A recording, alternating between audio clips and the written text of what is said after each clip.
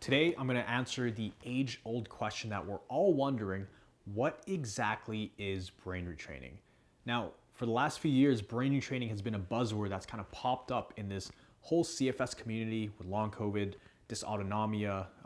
Brain retraining is one of those fancy words that a lot of programs throw around, and to be fair, we use that word a lot as well. Now, when you think of brain retraining, you think of something that's quite complex. There's some magical formula, some hidden magic behind what's going on. But at the end of the day, it's actually quite simple. And we're going to break it down into the absolute simplest way possible that we've seen to work with many people. And I'm going to try to break it down for you in a way that makes sense.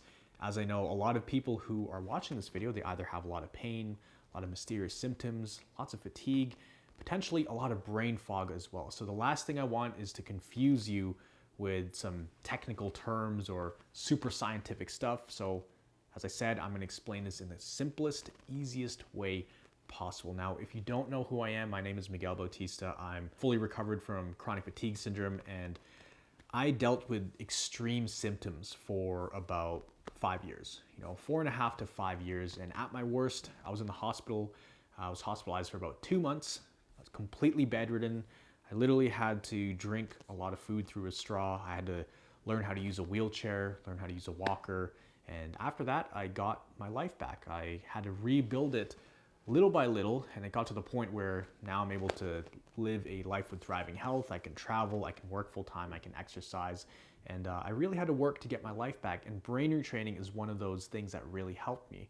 Now, when I first got sick, I heard about this brain retraining stuff. There were some other programs, DNRS, lightning process, all of those things, and I never really believed it. I was thinking there has to be a physical problem that needs to be fixed in my body. I got to be able to take some supplement or some IV treatment or some kind of physical thing that will help my legs stop hurting, that will give me more physical energy. And I didn't really see the problem as being in my brain.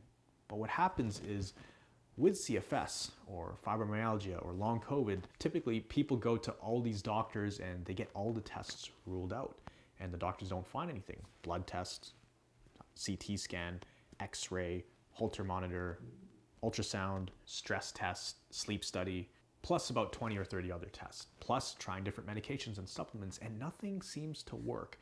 Or at least if it does, it doesn't usually have lasting results, and actually people can get worse after their body gets used to it. Just like with pain, if you take a lot of painkillers, you need more and more for it to have the same effect, to the point where you can be taking a bunch of painkillers and it doesn't even work. When it comes to brain retraining, it's something that absolutely helped me, and it's something that helps everybody in our Recovery Jumpstart program. We see people come in and they're completely debilitated. So without further ado, let's jump into it.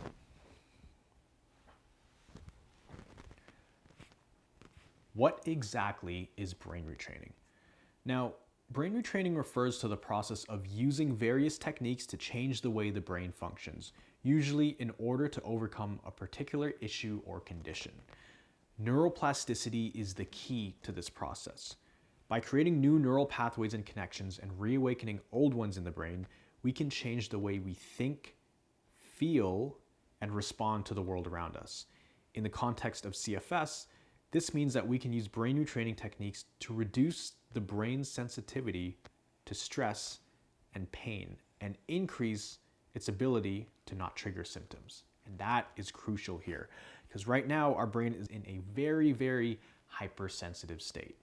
Now, if we look at what's happening with CFS, because CFS is essentially a hypersensitive nervous system, and if you haven't watched my video breaking that down, make sure to go check it right up here.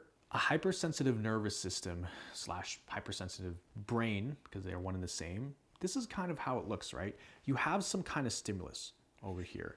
Now this stimulus, it can be anything from somebody turning on the lights and the lights coming on, or hearing a noise, or feeling an emotion, or standing up and you feel sensations. Any sort of stimulus or input on the nervous system, usually the stimulus, it can go to one of two places, right? Usually with CFS, it looks like this. Immediately, all stimulus, it leads to putting your body into sympathetic mode, right? Your fight or flight mode is engaged. Now, when that happens, you are in survival mode and you have lots and lots of symptoms. And I'm actually gonna make that red, right? Because red, that's not the ideal place to be. The further you go down on those neural pathways, think of this as neural pathways, the more symptoms you're gonna feel. So as you can see here, the further down you get, the more intense symptoms you're gonna feel, right? Now, that's scenario one. That's for a CFS body. For a normal body, which at one point you were normal, at one point you could walk around and not feel any fatigue. You could probably hop on airplanes, you could probably go for a run, you could probably exercise and work and look at a screen without having headaches and crazy fatigue. There was a time when you can shower and your heart rate didn't go through the roof because you had POT symptoms. Or there was a time where you could walk up a flight of stairs and didn't have to think twice. Whereas now you might be getting shortness of breath and things like that, right? Maybe you could have ridden in a car without getting vertigo after. So different people have different symptoms, but this is scenario one, right? Where your body automatically goes to sympathetic mode, right? Any kind of stimulus results in that. Now the other scenario is your body goes down the more normal neural pathways, right? Which is, it'll kind of stay in parasympathetic mode. Rest and digest mode is engaged. Not always, I should have wrote here, this is a more balanced mode, but just for the sake of this video, when it comes to brain retraining, let's put the two opposites side by side here, right? So when you have sympathetic mode, the opposite of that would be parasympathetic mode. Now, with parasympathetic mode, I'm gonna make it blue because, you know, blue, we'll say that stands for something good. You feel a bit more relaxed and you feel fewer symptoms. Now, brain retraining happens at a very specific place. It's when you can catch yourself and consciously try to shift your body from sympathetic mode to parasympathetic mode, right? When you're trying to consciously calm the nervous system down. So the crucial point where this happens is over here. This is where brain retraining happens, right? You have a stimulus, you feel sensations in your body, and what happens as a result of those sensations is what determines whether you go further down the hole of CFS or cause your nervous system to be more hypersensitive or cause it to be less hypersensitive. So here you have a crucial window where you have to consciously calm down your fears, your anxieties, your attention on the symptoms, and move your focus onto something that is calming or more pleasant. Something else other than the pain and the negative emotions and all of that stuff. Because the more negative things you feel, the further down this path you're gonna go. And we don't want that. We wanna go on this path, right? So this is actually the crucial point of brain retraining, right here. That's where the magic happens, and it happens very quickly too. And here's the thing. There are some brain retraining exercises where it takes a while for you to get into, right? You have to sit down, you have to meditate and do deep breathing and visualize and do all of this stuff. The problem with that is it takes too long for people to achieve that state where they go from here down to here, right? And it's really the activation energy that's needed. There's something called activation energy, which means how difficult is it to start an activity, right? Activation energy. We want as little activation energy as possible to make it as easy and simple and quick as possible to get you from up here to down here. So the way I like to do brain retraining is, let's say I stand up and I feel some heart palpitations. Immediately, I am faced with a choice. And I have to be aware of this too. That's the most important thing. You do have to be aware. So I could either I could ask myself, uh-oh, heart palpitations, does that mean I'm having a heart attack?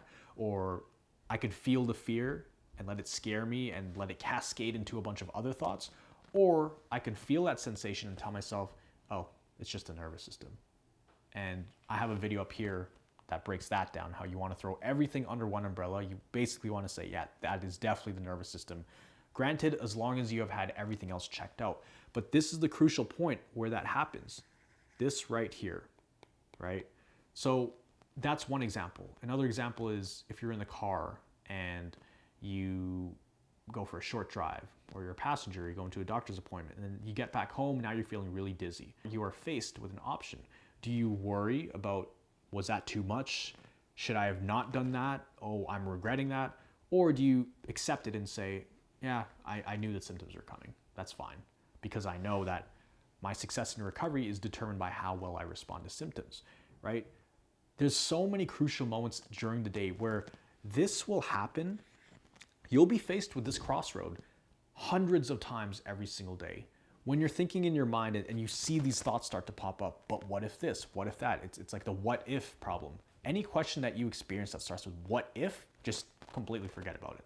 Because there's a million different what ifs. They're all hypotheticals, right? There is a time and place to ask yourself, what if this happens? So that way you can protect yourself from, going down the wrong path. But the thing is, when we have a hypersensitive nervous system, most of the what if questions you ask, they're completely irrelevant, invalid, irrational. They don't make much sense, and you only realize that once you come out of this. But you're faced with hundreds and hundreds of these crossroad moments throughout the day. Every time you feel symptoms, every time you have a thought. So you do have to be conscious of this, but this is where the real magic happens in recovery. This is essentially what brain retraining is.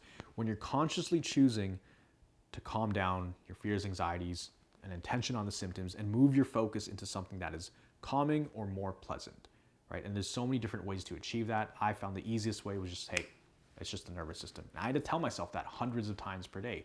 That in itself is brain retraining. Now, if we zoom out again, we can see that it always starts with some kind of stimulus. Always remember that it is not just physical stimulus we're talking about here. It could be emotional stimulus or cognitive stimulus. And that will cause a reaction in your body or some kind of sensations to come up. What you do with those sensations is what determines if you go on this route or this route. It's super important that you kind of wrap your head around this, because this is what's going to save you. A lot of the times it's going to save you and keep you from spiraling downhill. And once I understood this, I made leaps and bounds in my recovery, right? That's why my doctor told me the golden rule in recovery, the most important thing, if you could take anything away from this YouTube channel, or if I had to say there was one sentence where if you apply this, you would recover, it's this. Your success in recovery is determined by how well you respond to symptoms, right? And this is the perfect example. You'll have something come up, you'll feel sensations in your body.